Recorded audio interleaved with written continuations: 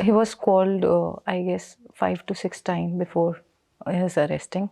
But on 11 March, police didn't send him back home, and we get a notice about him that he's been arrested.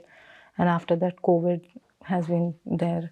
And after 3 months, we came to know that my father is in jail. And before these 3 months, we were not aware of where he was or what he was doing and why he was arrested.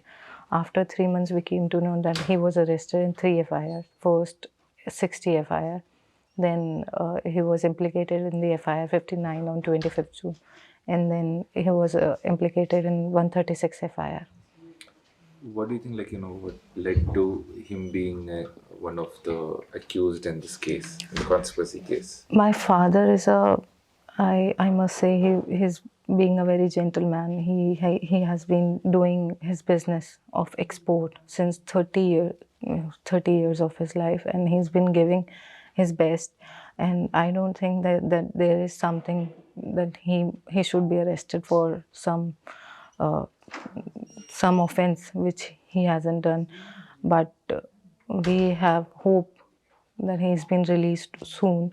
But this UAPA is a huge FIR, and UAPA itself suggests a terrorist act.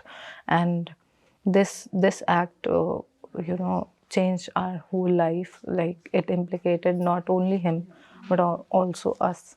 That we stopped our study. Like, I was, I was having a dream to pursue MDS, but due to these circumstances, I have dropped that thing. Same with my brother. He was doing BBA at that time, and he dropped his studies. Right now, the situation is that me and my brother are doing, things for our family. I was at after, like, before 1 year, like, I was doing 3 jobs at a time, and I was maintaining my family needs. And then my brother stood up, and we both are right now, we are managing our family and my father's thing. How's your father in the jail? You told me it took 3 months for you to know his whereabouts. Yes. That means a lot. Yes. How was the first interaction?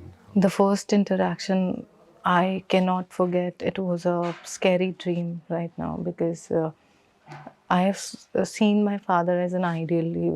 He was every day he used to wear coat and, get up ready soon, or he was very punctual.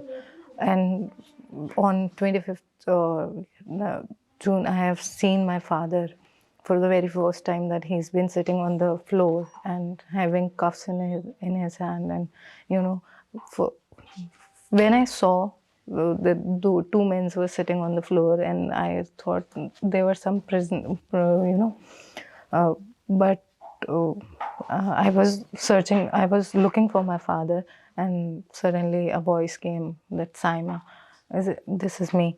So I was in shock that my father used to look like what, and right now he's looking like a thin body, having loose t-shirts and having cuffs in his hand and sitting on the floor. He lived a prosperous life.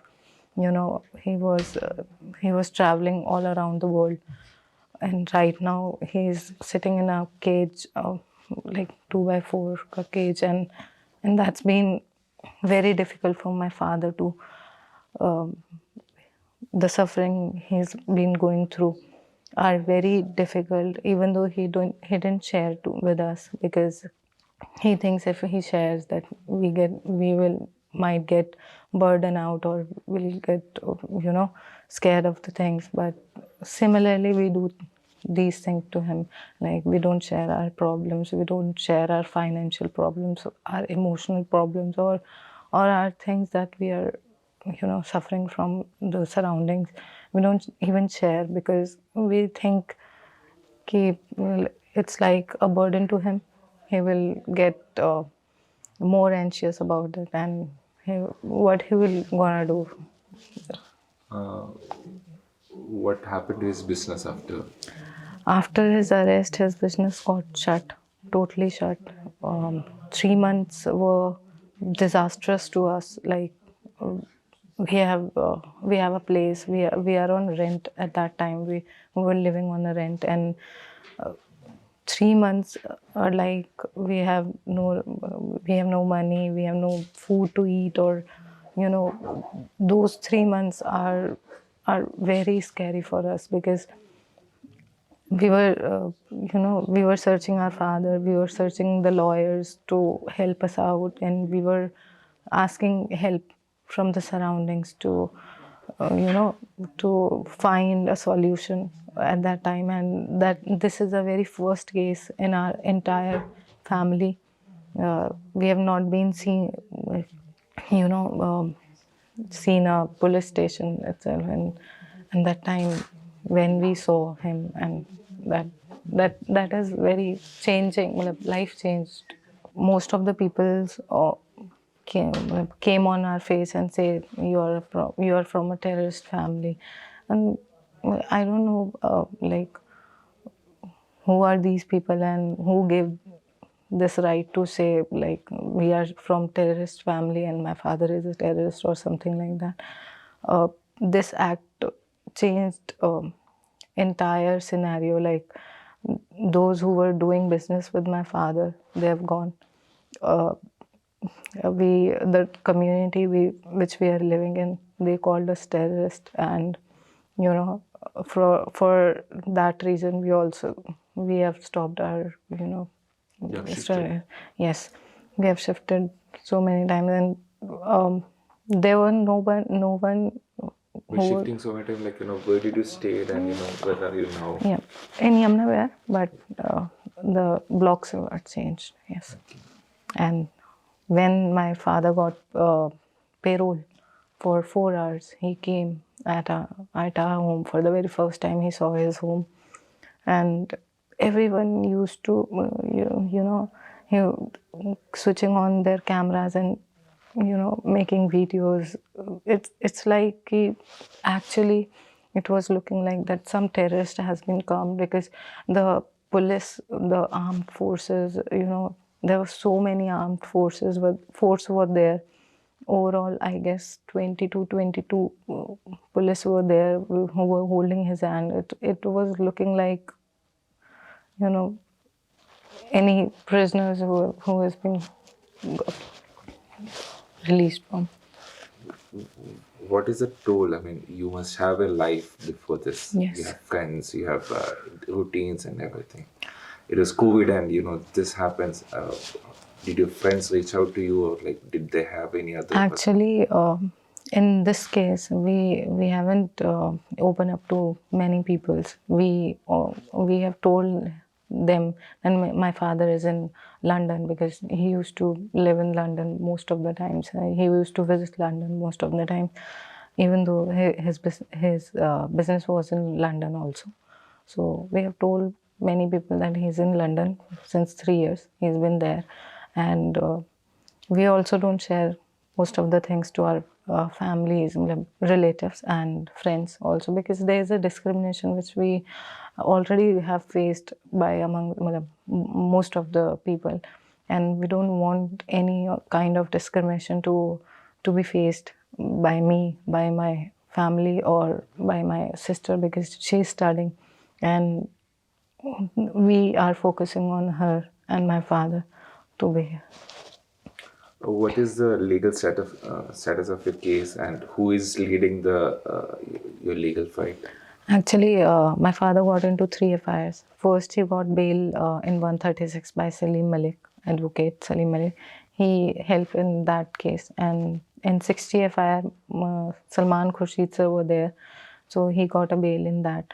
And right now in 59 FIR, our order is reserved right now. And Gautam sir is leading that case. And I think that these lawyers have given their best, because you know they are the one who are fighting for us, and not even like for a single day he was asking for every small things that is needed to be there for a case. So I think they are doing their best, and I hope that we'll get. What do you feel about the day he comes out? And do Actually, you have any plans? yeah, sure. We'll have a massive, party after a game. Massive. But it is going to take a long, that. Yes, yes. Not that he gets Actually, bailed. actually, after getting bail, Hopefully he'll get bailed, but then there is the case.